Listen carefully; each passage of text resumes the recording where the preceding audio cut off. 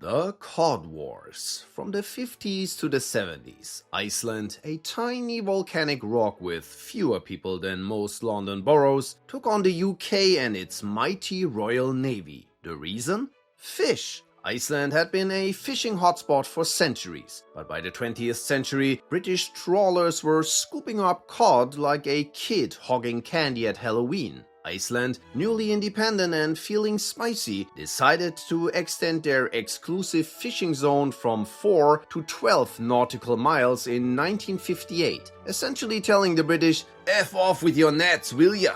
But the Brits said, nah, and sent their trawlers right back in. Icelandic coast guards responded by playing the high seas version of bumper cars with British ships. Britain eventually caved, but not without some bruised egos. Then came the Second Cod War in 1972, when Iceland expanded its zone to 50 miles. This time they brought a secret weapon though, net-cutting gear. Imagine British trawlers hauling in their catch, only to find their nets snipped. It was like a maritime prank war, except it cost the British millions and a fair chunk of dignity. The Royal Navy was called in, but even their big guns couldn't stop the Icelanders from outmaneuvering them. By the time the Third Cod War rolled around in 1975, Iceland had escalated to a 200-mile fishing zone, basically claiming the entire North Atlantic. Britain was a little bit salty about that, but Iceland had a trump card: NATO. Iceland threatened to walk out, and since NATO really needed that strategically placed volcano during the Cold War, the UK was left with no choice but to back down. Just imagine losing a fight because the ref was more scared of your opponent than of you. The result? Iceland secured its fishy independence, and British fishing towns were left wondering if they should start serving sushi instead.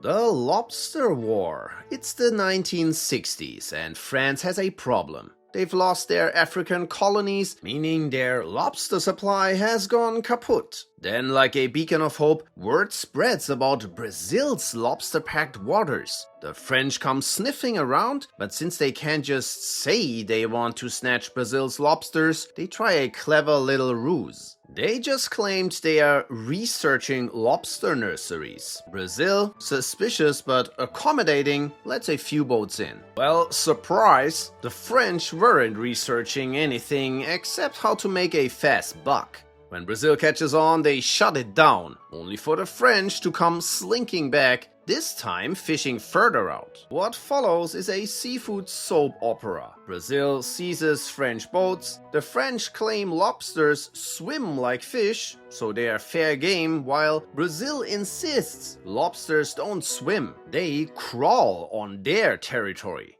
So tensions boil over in 1963 when France, in peak overreaction, sends a destroyer with the terrifying name the Tartu to protect their fishermen. Brazil, not to be outdone, scrambles its navy, but most of their military is off partying for Carnival. It's a showdown of David versus Goliath proportions. If David had a few old ships and Goliath was running low on gas. The Tartu ship, hilariously enough, retreats to refuel, leaving Brazil standing proud, chest puffed, wondering if they just won by default. In the end, nobody fired a shot and the two sides signed a deal where French ships could fish in exchange for a cut of the profits for Brazilian fishermen. The Great Emu War. It's 1932 in Western Australia. Farmers are staring at their wheat fields devastated, not by drought or pests, but by a marauding horde of 20,000 emus. Yeah, these oversized feathered freeloaders had migrated to the farmlands during a drought, treating their crops like an all-you-can-eat buffet. While snacking on wheat, they also stomped down anything growing nearby, like clumsy drunks. For the farmers, this was personal. Many were World War I veterans already struggling to survive in the Great Depression. Watching emus decimate their hard-earned crops must have felt like Mother Nature spitting in their faces. So they asked the government for help, which decided the best solution to an emu invasion was machine guns. Enter Major Meredith of the Royal Australian Artillery. He rolled up with 2 soldiers, 2 machine guns and loads of ammo. Confidence was high. I mean, how hard could it be to take down a bunch of birds that can't even fly? Turns out, really hard.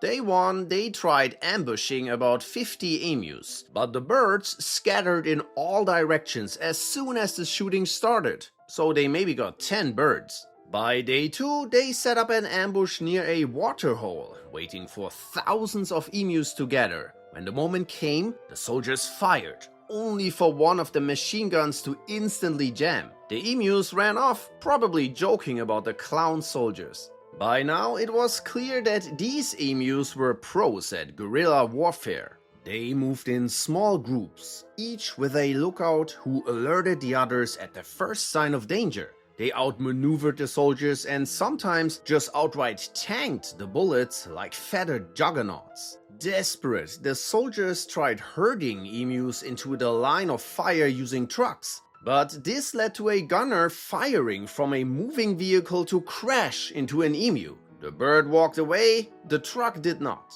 After 6 days, the operation was called off, with only a few hundred emus down, a lot of wasted bullets, embarrassed soldiers, and a lingering question: why not just build better fences? The Whisky War, or the alcohol-fueled game of tag between Denmark and Canada. Picture this. Two nations casually bickering over a tiny barren rock in the Arctic, but instead of throwing punches, they are throwing bottles. The conflict? Hans Island. And trust me, this island is about as useless as a broken pencil. Just a chunk of land barely the size of a large park, with nothing but cold winds and ice. Back in the 1880s, Canada bought some land and Hans Island was lumped into that territory. But Denmark was all like, actually, that island's kind of important for our fishing activities. Sure, big deal if you're fishing in freezing waters where even the fish are probably regretting life choices. Fast forward to 1973, Canada and Denmark agreed to a continental border between Greenland and Canada, which ran through this island. Basically deciding, okay, let's divide this place and leave each other alone. But in 1984, Canadian soldiers placed a flag on the island along with a bottle of Canadian whiskey. Denmark wasn't about to let that slide, so later that year they showed up, swapped the Canadian flag with a Danish one, and left a bottle of schnapps, along with a note that said, "Welcome to the Danish island." Sneaky. What followed was kinda ridiculous. The two countries kept taking turns planting flags and leaving bottles of booze all the way till the 2022 Russian-Ukrainian conflict. Being NATO buddies, they decided it was time to finally end the whole flag and whiskey nonsense. They came to a peaceful agreement, splitting the island down the middle, which meant that Canada and Denmark now share a border. Yeah, a border with each other, on a rock. The Pig War, 1859. The US and the UK, not exactly best buddies, but still working through their territorial squabbles, find themselves in a showdown over a tiny strip of land, the San Juan Islands. The whole mess started when American farmer Lyman Cutler found a pig eating his tubers in his garden on San Juan Island. This wasn't the first time though, so he was fed up and just shot it. Problem was, that pig belonged to Charles Griffin, an Irishman working for the Brits. Griffin wasn't too happy about this, and after trying to settle the matter with Cutler, he demanded compensation for his pig. Cutler, being more stubborn than a toddler, refused to pay. Now, if you're the British and someone just killed your pig, you're probably not gonna let that slide, right, mate? So the British authorities threatened to arrest Cutler. Now the American settlers, thinking that the Brits were about to invade their pig-killing soil, called for backup. And who came to their rescue? Captain George Pickett and his American soldiers. Meanwhile, the Brits just sent their warships, cause why not escalate things of a dead pig a bit faster? Tensions were high, but before the whole thing spiraled out of control, both governments stepped in. After a bit of back and forth, they decided that both the US and the UK shared the island. And so the Pig War became a drawn-out non-conflict where two armies just stared at each other for 12 years. Like me in my teens never having the balls to approach my crush. By 1871, both sides decided it was time to settle the drama. They handed the case to German Kaiser Wilhelm I, basically saying, "You decide who gets the islands." Yeah, back in the days, we Germans actually still had a good reputation, you know? So after reviewing the situation, Kaiser Wilhelm said, "The Americans shall have this island." And that was it. The Pig War officially ended.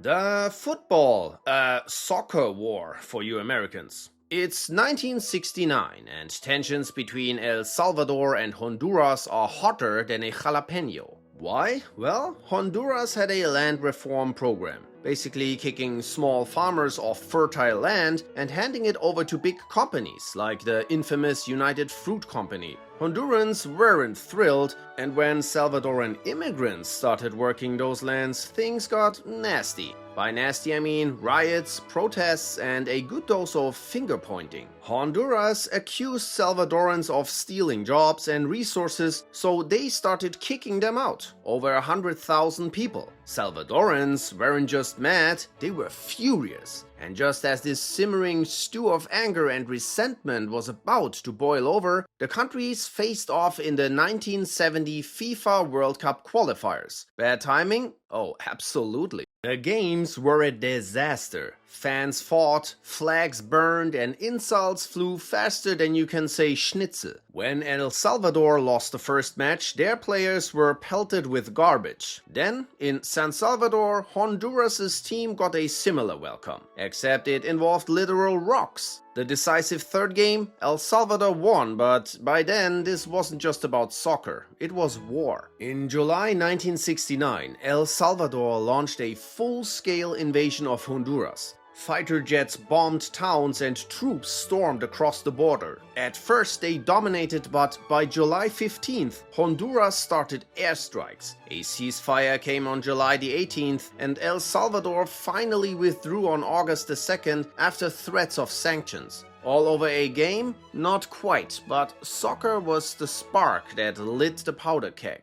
The Pastry War was a conflict between France and Mexico between 1838 and 39. Imagine you're a French pastry chef in Mexico, minding your own business, selling delicious treats, when, bam, Mexican soldiers loot your shop. What do? Well, if you're Monsieur Remontel, you march straight to King Louis-Philippe of France and demand compensation for your losses. But not just any small amount, oh no, you want 60,000 pesos for damage to a shop worth less than 1,000 pesos. What a sweet deal. Now, the Mexicans claim they didn't loot the shop, they just didn't pay for all the pastries they inhaled. Either way, this whole pastry mess snowballed into something far bigger. France decided that a full-blown war was the best way to settle this sugary dispute. The French Prime Minister demanded a whopping 600,000 pesos, trying to rip off the Mexicans like the organizers of Oktoberfest ripped me off for a beer. The Mexicans? They didn't pay, so the French were like, we have to blockade all harbor, oui, tout de suite. Do you see these castle up the hill? Bomb it away. After they bombarded the fortress of San Juan, they even took the city of Veracruz, just for good measure. Now, with trade shut down, the Mexicans got creative, smuggling goods via Texas. Even Texan forces got involved, stopping smugglers. That's how Flour Bluff got its name, because some smugglers dumped a bunch of flour barrels on the beach. But in the end, after all the fighting, the French withdrew and Mexico agreed to pay the 600,000 pesos. But guess what? The payment never happened. And you know what that means? France came back for round 2 in 1861, but that's another story. War of the Stray Dog. This one was a conflict between Greece and Bulgaria in 1925, but to understand it, we gotta go further back. Their rivalry dates back to the early 1900s over control of Macedonia and Western Thrace. The Macedonian struggle was like a guerrilla warfare contest between pro-Bulgarian and pro-Greek paramilitaries. This escalated into full-blown conflict during the Second Balkan War and World War I. And by the end of it, Greece had snatched up Aegean Macedonia and Western Thrace like it was the last slice of pizza at a party. But the Greek takeover left a sizable Bulgarian population in these regions, which led to some Bulgarian revolutionaries launching raids into Greek and Yugoslav territory. Then in 1923, the Bulgarian Prime Minister, who by the way had been trying to patch things up between the two, is assassinated by Bulgarian rebels. Yep, they thought he was too much of a pussy since they wanted Macedonia back, and well, that was the final straw. Fast forward to October 1925, a Greek soldier chases after his dog that decided to do a little sightseeing tour across the border into Bulgaria. The dog was probably just looking for some new snacks, but Bulgaria's border guard, not so chill. They see the soldier and think, here comes trouble, and bam, they shoot him.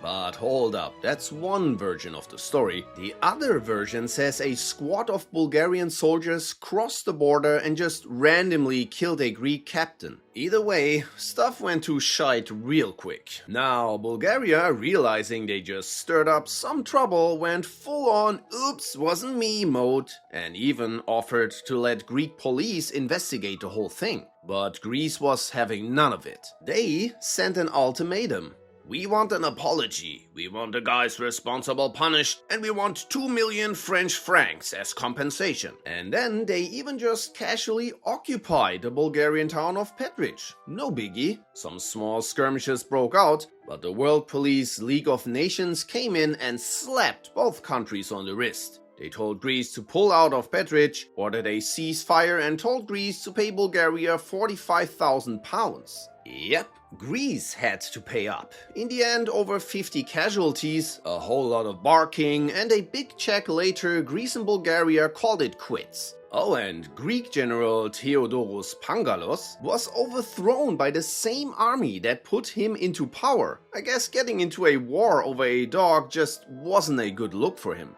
The Battle of the Porpoises. It's late World War I, and German U-boats randomly sink some Brazilian merchant ships off the French coasts. Brazil got a bit salty about that and declared war on Germany, joining the Allies. The Brazilian Navy was then sent to patrol the Gibraltar Strait, a zone packed with German submarines. The Brazilians' nerves were tighter than guitar strings, especially since the British HMS Britannia, which was a scouting ship for their fleet, has just been sunk by the Germans. So, the Brazilian crew was primed to fight anything that even smelled like danger. One dark night, during a patrol, the watchman suddenly shouts, "Periscope!" Instantly, chaos erupts. Cannons thunder, shells rain down on the water like fireworks. The ocean? Painted red in the aftermath. Glorious victory! Until they realized the enemy's submarine was a group of porpoises just vibing in the wrong place at the wrong time. Okay, with no sonar check and a boatload of battle stress, well, everyone makes mistakes, right? But let's be real here. Shooting at dolphins because you're spooked is like confusing a toddler with a ninja just because they are wearing black pajamas. The Toledo War. It's the 1830s. Ohio and Michigan were ready to throw hands, or at least mildly inconvenience each other, over a soggy strip of land called the Toledo Strip. The whole conflict started because someone back in the day drew the border between the two states using a map that might as well have been sketched by a toddler with a crayon. The map was so bad it had Ohio thinking they owned Toledo, while Michigan was like, actually, that's ours. So, why was this swampy stretch of land such a big deal? Well, you see, Toledo was a growing port city sitting on Lake Erie, and in the 1830s, waterways were the highways of the day. No rivers or lakes? Haha, good luck transporting goods, buddy. So, Ohio wanted Toledo to secure their trade routes, and Michigan, they wanted it to boost their future economy. Cue the drama. Both sides started military posturing, calling up militias that looked less like professional armies and more like a group of dads who found muskets in their attics and decided to play Revolutionary War for the weekend. The fighting was mostly sheriffs chasing each other around, some arrests, and the occasional shot being fired. The most serious injury? A non-fatal stab wound. President Andrew Jackson eventually stepped in, not because he cared about fairness, but because Ohio was a swing state and he needed those votes. Michigan, despite technically being in the right, got the short end of the stick and had to give up Toledo. But they were compensated with the Upper Peninsula, a landmass full of iron and copper. So who really won here?